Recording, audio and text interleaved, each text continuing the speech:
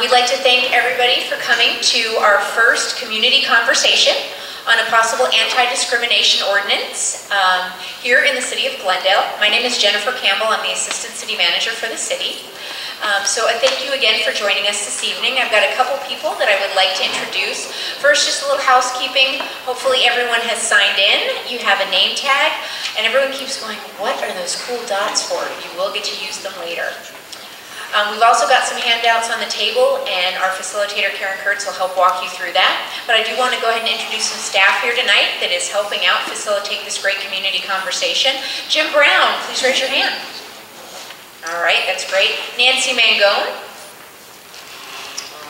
Kim Larson. Shannon Rodriguez. LaJude Boone. Chris Davis. Trevor Ebersol. And we do have, just so you know, the cameras that are set up, we have our Glendale Channel 11 here. We've got Ed Oliver. Where's Ed? All right. And Bill Meyer. Where's Bill? Okay, great. So that is the staff here today that will be assisting and facilitating. So I'd like to go ahead and introduce Karen Kurtz. She's our facilitator. Karen has worked as a facilitator, writer, and grants management consultant, primarily with nonprofit and government organizations. Ms. Kurtz has facilitated public dialogues, strategic planning sessions, board retreats, focus groups, and task force for more than 20 years. She worked extensively with the City of Mesa Diversity Office since it began in 2000, and prior to starting her own business in 2001, Karen worked as the City of Mesa Human Services Coordinator, and she facilitated task forces on homelessness, day labor, and halfway houses. She relocated to Arizona 26 years ago after receiving her master's degree in public policy from the Humphrey Institute at the University of Minnesota, and she most recently worked with the City of Mesa on this exact topic of anti-discrimination. There are several cities that have already done this ahead of Glendale, and there's some that are looking at what we're doing and others ready to start that process. So we're very lucky to have Karen.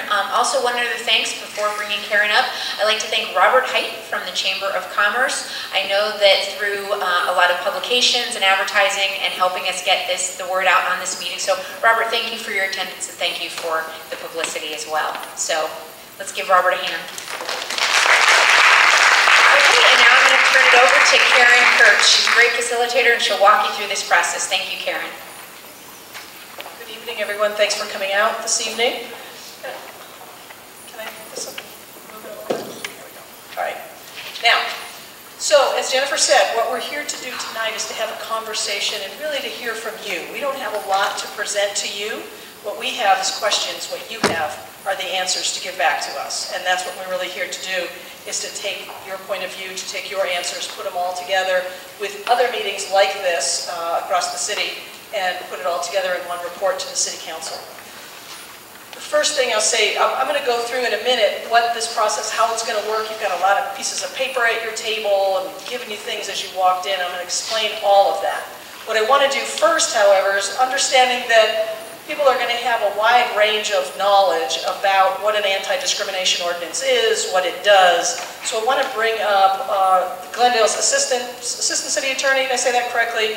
Nancy Mangone is going to talk about the fact sheet. So you all received a fact sheet when you came in that's specific to an anti-discrimination ordinance. She's going to talk a little bit about that to give you information, and then we'll take a few minutes to answer any questions that you might have, just to get people focused in on, here's the topic that we're talking about. It's anti-discrimination ordinance as well as discrimination in the City of Glendale. Thank you, Karen. I'm actually going to stand behind the lectern here, and hopefully you can see me over the lectern, which is sometimes an issue. But I did want to go through and at least update you and describe to you kind of the activities the city has taken to date regarding anti-discrimination. It's not necessarily the actions we've taken related to the ordinance, but actions we've taken sort of as the city as a whole to date. You'll look on your fact sheet and you may want to follow along with me, and I'll just describe kind of some of the activities that we've taken. We start... Before we get too far, a number of us didn't get the fact sheet. Okay. We have some more fact sheets. Why don't you raise your hand if you need a fact sheet, and we'll get those to you. These aren't fact sheets.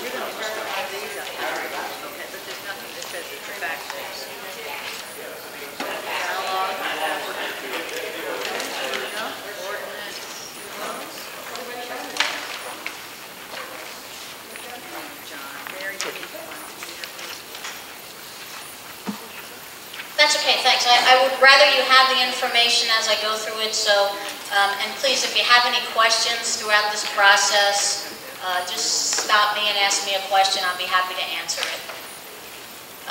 Let me start by saying, we first, as the city staff, got sort of a mandate or a request from City Council to do some research about what an anti-discrimination ordinance is. And that started, I think, in October at a council workshop. Council asked us, could we do some research on what an anti-discrimination ordinance is, who has it in the state of Arizona, what it would take to adopt an ordinance, and also what kinds of provisions might be able to be in an ordinance. We gave the council 2 or 3 different options on how we could deal with potential discrimination issues in the city of Glendale.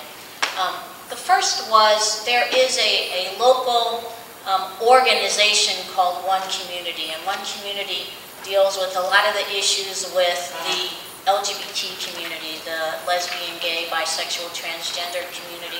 They have what's called the Unity Pledge. They asked the City of Glendale to actually adopt the Unity Pledge, sign it, and participate in the activities surrounding the Unity Pledge. As you might know, because a lot of you are business owners in the City of Glendale, the Glendale Convention and Visitors Bureau and the Glendale Chamber of Commerce have also signed the Unity Pledge, so they asked the city to do the same thing.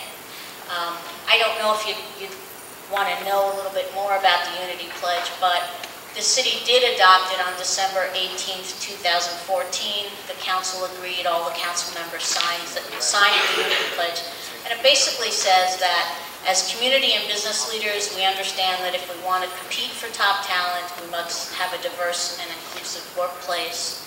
I won't read the whole thing, but I think that the key provision to look to is, it says that we celebrate our employees regardless of age, color, disability, ethnicity, family or marital status, gender identity or expression, language, national origin, physical and mental ability, political affiliation, race, religion, sexual orientation, veteran status, and other characteristics that make our employees unique. So we're looking at the diversity and we're looking at the inclusiveness of the businesses and the people in the community. As a result of the city signing the Unity Pledge and also some of the discussions we've had with City Council at the various workshops, the City Council also directed us to change our internal administrative policies and change the policies that we have for dealing with our city contractors, vendors, and suppliers. So on February 1st, 2015, we changed a number of the city policies and administrative practices. We provided that the city as an employer will not discriminate against any employee or applicant for employment based on race, color, religion, sex, national origin, age, marital status, sexual orientation, gender identity or expression, genetic characteristics, familial status, U.S. military veteran status, or any disability, whether that be physical or mental. We have also adopted in every contract that we have signed since February 1st, a provision that requires the people doing business with the City of Glendale to make the same pledge, to basically, as one of the provisions in the contract, agree that they will not discriminate against their own employees or applicants for employment. The reason why we're here today, why this anti-discrimination ordinance protection is important, is because it's really not found in federal or state law. There are no protections for groups that are based on gender, gender identity or expression, sexual orientation, military status, marital status, or familial status. So those are the things that are missing, that are not covered or protected classes within federal or state law. So what a local ordinance would do, in essence, is to protect those people from discrimination, or those classes of people from discrimination. As I think Jennifer mentioned, this is not a new concept. There are over 200 cities that we know of nationwide that have adopted anti-discrimination ordinances, and 4 cities in Arizona have already adopted anti-discrimination ordinances, and those cities are Phoenix, Tempe, Tucson, and Flagstaff. Mesa is currently considering an ordinance, and Scottsdale actually has considered an ordinance, but it has tabled whether it's going to adopt an ordinance. It's basically put it on hold for now. I am going to, I guess, go through a couple of different things that the ordinances have in common, and a couple of things that the ordinances differ on for these 4 cities. All 4 of these ordinances apply to outside employers, so they apply to other businesses than the city. They apply to all of the businesses that are doing business in the cities in those jurisdictions. They apply to owners and operators of businesses that provide public accommodation, which are basically restaurants, hotels, motels, the kinds of businesses that are providing public services like that. They apply to housing, and they apply to labor organizations and other types of employers. There are a number of organizations that are exempt from coverage under these ordinances, and those organizations are generally religious affiliated, they're private social clubs, and they could be what's called expressive associations like the Boy Scouts, the Girl Scouts, and other social or charitable organizations. Most of the ordinances, although not all of them that we see in the state of Arizona, exclude small businesses. So the definition of small businesses might change based on the jurisdiction you're in, but all of the ordinances, or three of the 4 ordinances we've seen in the state of Arizona, exempt small businesses from coverage under the anti-discrimination ordinance. So what that means is those small businesses, in essence, do not have to comply with the ordinance. There are some differences about whether certain groups are protected and certain groups are not. For example, some don't protect veterans, some don't protect marital status, but in general they provide some pretty significant coverage and make up for the coverage that the federal and state laws don't provide.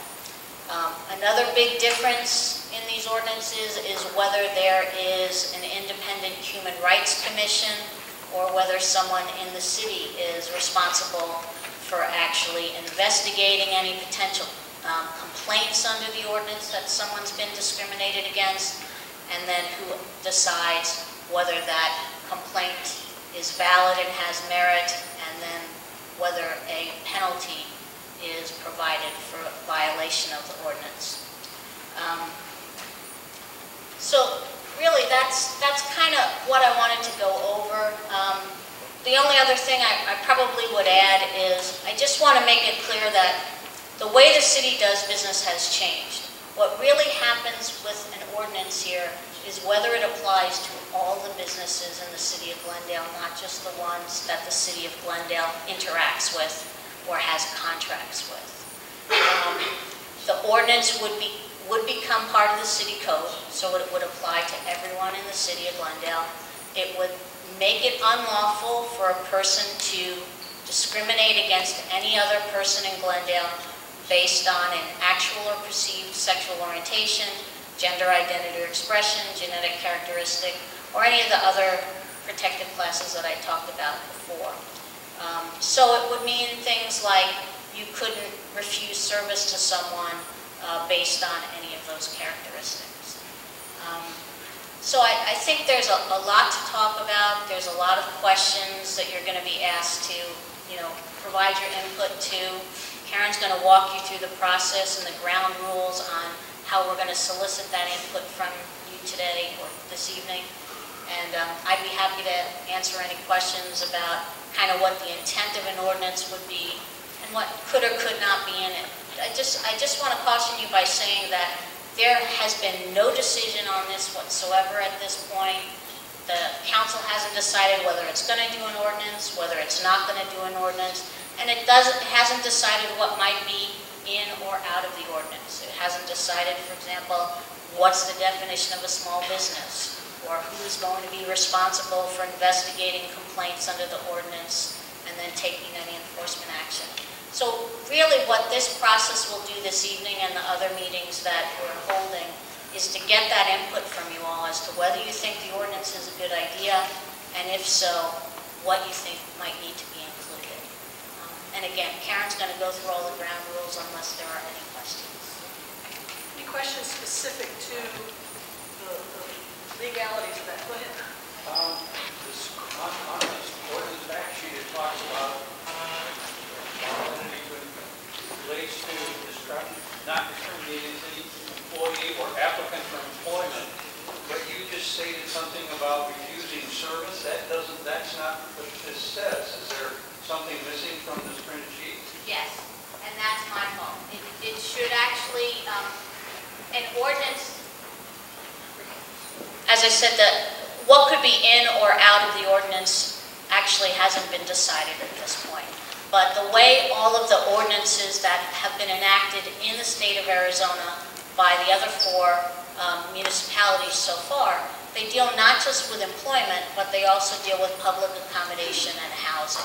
So they deal with not being able to discriminate against someone, for example, in making a decision on whether to rent, a commercial unit to them or something like that. Not providing someone service at your restaurant because they might be a veteran. I mean, none of those things are actually decided in the ordinance. It could be part of it, it could not be part of it, but that's an omission on my part. It could cover not only just employment practices, but public accommodation and housing as well. You mentioned that in reference to laws, that there's nothing for those classes that you mentioned that would give them protection. Well, that's basically from a statutory standpoint, correct? Not from a common law standpoint, because certainly there's been a lot of court cases that have come down in favor of non-discrimination in those particular areas. Well, yes and no. I mean, the Arizona courts have not come down with non-discrimination decisions on many of the issues that I cited. For example, there are federal laws regarding genetic characteristics or age discrimination or some other employment practices, but they don't necessarily go to the full scope. They're not statutory, and they don't go to the full scope of discrimination or non-discrimination protections that we're talking about now. Any other questions before we get on with our conversation? Are we good? Okay, thank you. Thank you, Nancy. All right, so let's get to our process tonight.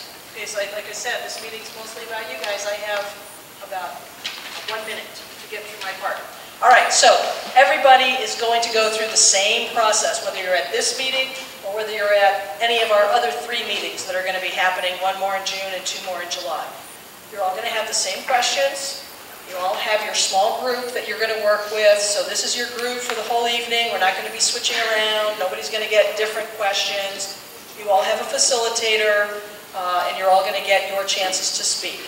Now, if you notice when you came in, we asked you to fill out a demographic survey for us. That was just so that we could send information back to the council to say, here's the diversity of the participants that participated in all 4 of our meetings, so they could get some kind of a sense of that. You also got some dots that on our last question, there's 7 questions that you're going to be working with as a group. On our last question, you're going to come up with ideas, and then you get to vote on which of those ideas that you think would be most effective in addressing issues in Glendale. And you'll see more about that. The facilitator will take you through more of that. There's something else at your table called an additional comment sheet. So, if there's anything that, while you're in the middle of conversation, if you don't get to tell the full story that you want to tell, or if there's something else that you wanted to say, you didn't feel comfortable saying it in the group, There's these things called additional comment sheets that we want you to write down whatever you want on that, and you can turn it in at the end of the conversation.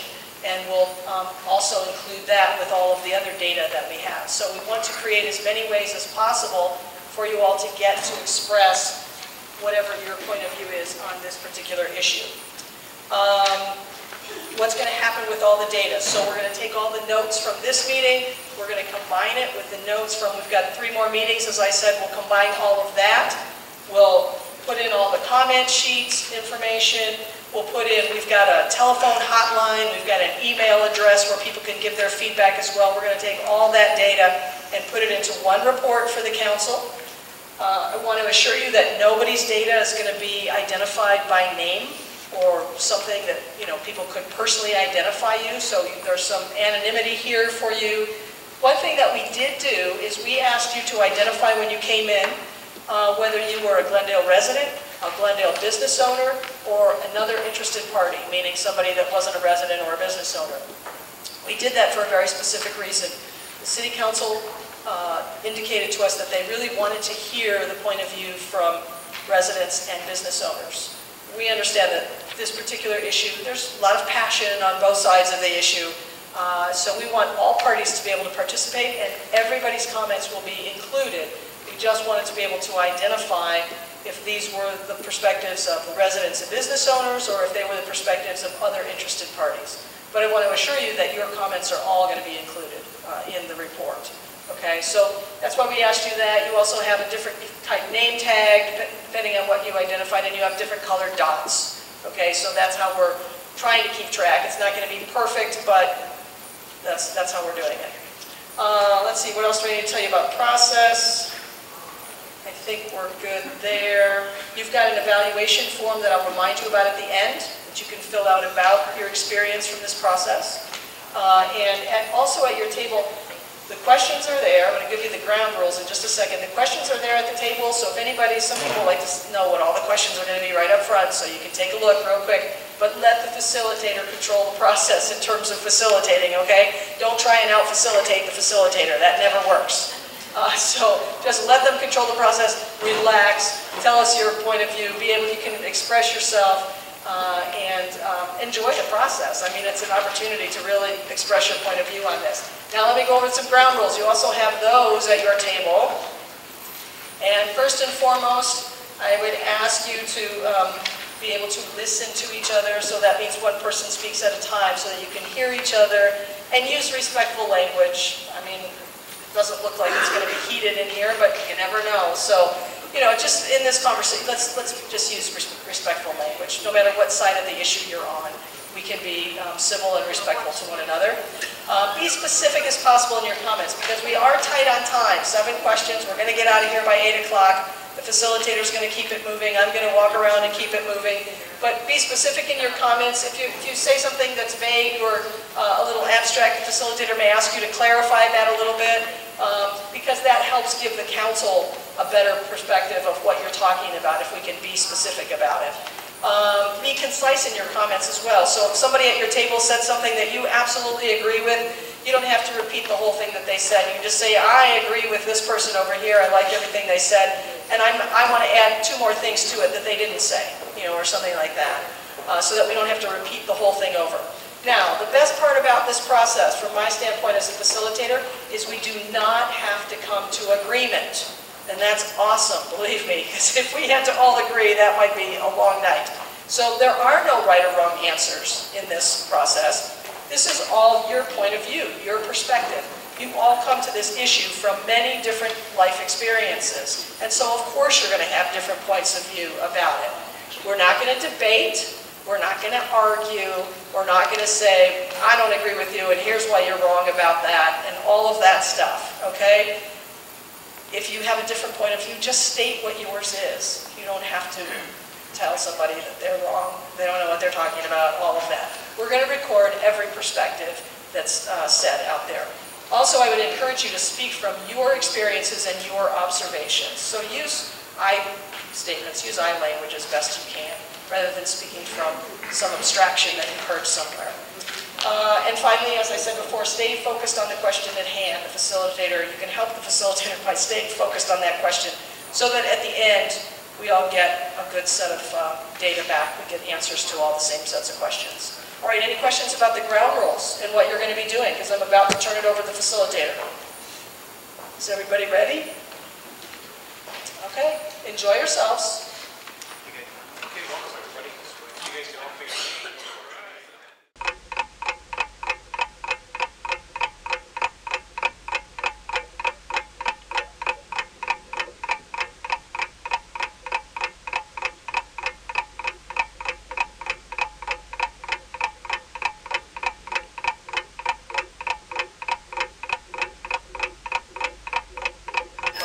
If I could have everybody's attention up here, please, we're going to get started.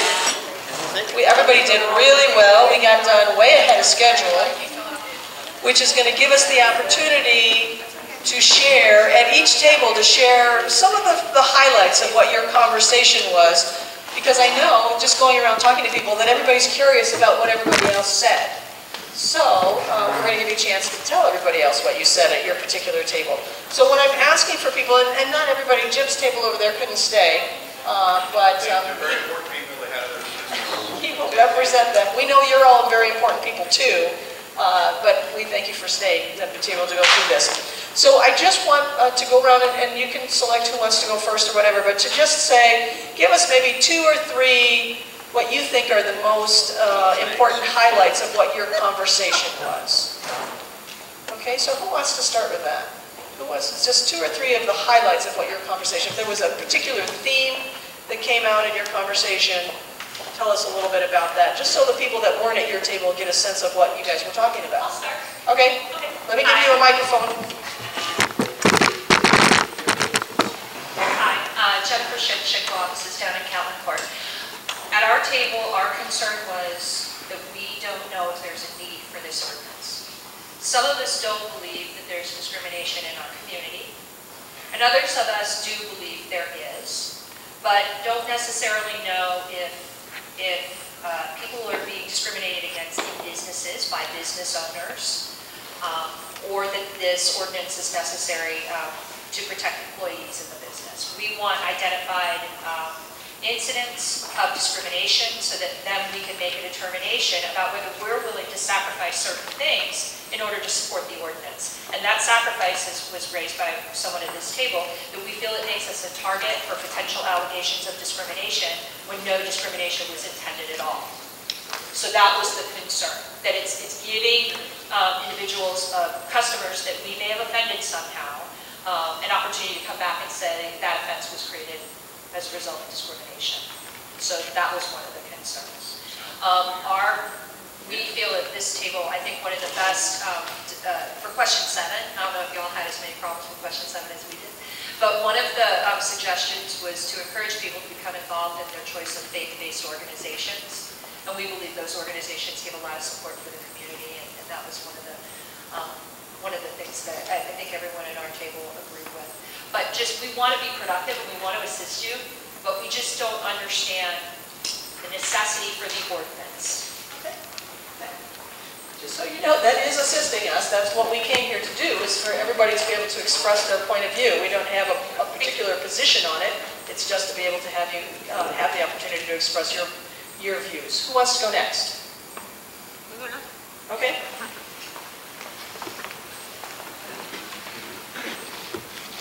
I thought this was a terrific opportunity to raise up the name of Jesus and also bring to light how Christians are being discriminated against by ordinances that would prevent them from exercising their civil rights to say, no, I don't want to do this, because I'm a born-again Christian. And also the ordinances, I was saying, actually takes away the Fourth Amendment, which is your right to live in a peaceful space in your own privacy. So as a business owner, we're saying if someone came in and said he's a jihad, this, that, and the other, and he wants you to do this, that, and the other, then you're violating that Fourth Amendment because you're violating his space to live in peace in his space, to actually force him to do something that isn't within his realm of his constitutional right to say, no, I don't want to do that. And also what was brought to light is to see and treat every human being as a human being without judging them, no hate, no violence, but still protecting the rights of Christians to say, no, I don't want to be a part of this. You know, I see you, I love you, I respect you, but I don't want to be a part of this. So that was a great opportunity. Okay. Does anybody else, anybody want to add anything at this table? In answer to the response to your, why is this, and I'm not a big fan of this ordinance, but one of the issues that I learned tonight was that and I'm going to screw this up, the LGBT, whatever, and I apologize.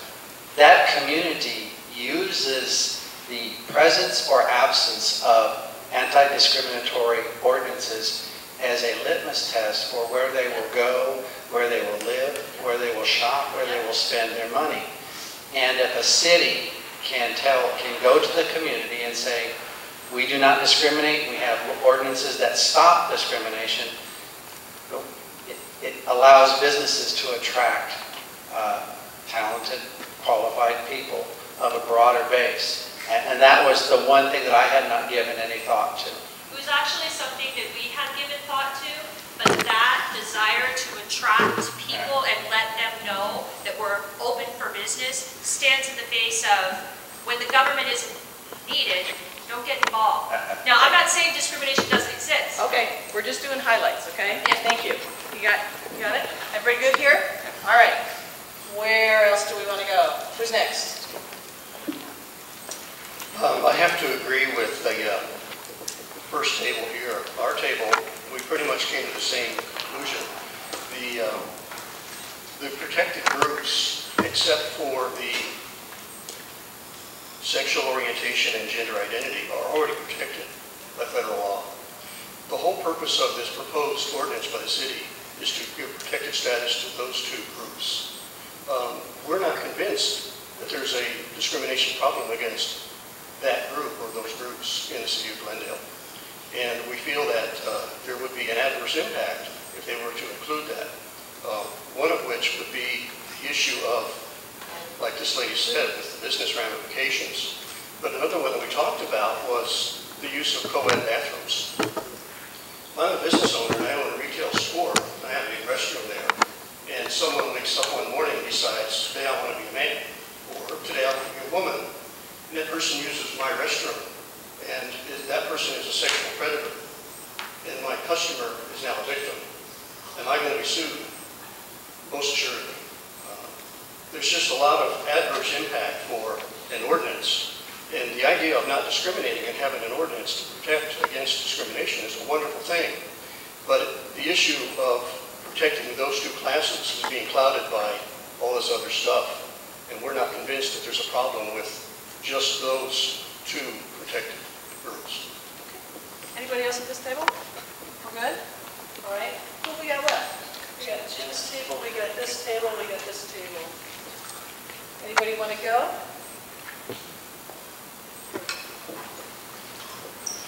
Good evening, everybody. So with our group, I think we had a lot of agreement on the need for a non-discrimination ordinance in Glendale. There's already 200 cities across the country that have a non-discrimination ordinance, and there hasn't been really any negative impact. In our reality, it's caused a more positive situation for those cities. And we believe that, to the gentleman's point about attracting more businesses, I think Glendale, it could definitely help our Glendale reputation of being open for business and being an inclusive city, especially since we have big events here like the Super Bowl. We want to help our reputation as being Glendale residents and being a welcoming city. We have Camelback Ranch, spring training, that attracts a lot of businesses and people coming here, tourism. So all these things, I think this is actually a badge of honor in a way to be able to say, you know, Glendale is open for business to all residents of the whole valley, not just little pockets. And so it's just a way to ensure that all communities are respected and protected and feel included. As a former Glendale resident, I had some challenges, and my parents and my in-laws live here still, and I was on a commission at one point as well.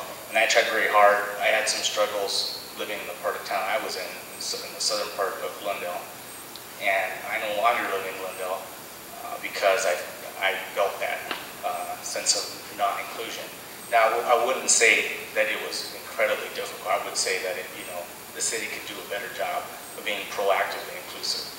So that's from my perspective as a former Glendale resident, but I think we all kind of echoed the same need for a non-discrimination ordinance. Anybody at this table got anything else to add? No? Okay. Well, I think the consensus at our table is that it's very much needed, and that we couldn't believe as a table that we're sitting here discussing that we even should be talking about this in this day and age. If we went back to the 60s, I remember when you couldn't marry a black person. I remember when you couldn't marry a person of a different color. It seems ridiculous now. Look at where we've been. And has it caused any problems? Because now we can. No. Anybody here have anything to add? Jim, did you want to talk about your table at all in terms of what they... I can fill you all in on this bit just to have an idea. And it's really, frankly, what was discussed at this table, was brought forward at this table, was very similar to what we had over here at this table. There was some concern there that have there been issues within Glendale? Has there been anything that has occurred within the City of Glendale that would require us to have an ordinance, an anti-discrimination ordinance? And they basically had that discussion, and what came up on the flip charts was, no, there really hasn't been. However, when we did go to question 7, I think you can kind of see where they felt. They felt that having things such as culture events, education, the things that were listed on question 7, having those types of things within the community would be valuable, would be important, would help people understand that we are diverse, we embrace diversity. I think as far as whether this group was in favor or not in favor of an ordinance, or whether they felt it was necessary, the consensus here was they felt that it would be good to have an ordinance that only affected the organization and not other businesses within the city. So that was basically where they were coming from. Okay, thank you very much, everybody. Now, we're pretty much done with our agenda here tonight. What I'm going to ask you to do, remind you to fill out your survey, your evaluations. Make sure that we get, if you had any additional comments, anything that you didn't get to say that you really wanted to say, turn those in on your way out or give them to your facilitator so that we make sure that they get included in our report. As I said before, we've got a telephone line and we've got a website where you can give feedback. Go to the Glendale website and you can give feedback there as well if you didn't get a chance to say something you wanted to say. We've got 3 more meetings to do, so please tell your friends, your neighbors, whoever that you think might be interested in this issue to come out. Now you can tell them what the experience was, and hopefully you had a good experience if they want to be heard on this issue. There's 3 more opportunities for them to do that. The next one is on June 18th, right here at this location, okay? And then there's going to be 2 in July, near the end of July. All right, thank you everybody. Have a safe trip home. Thanks for coming.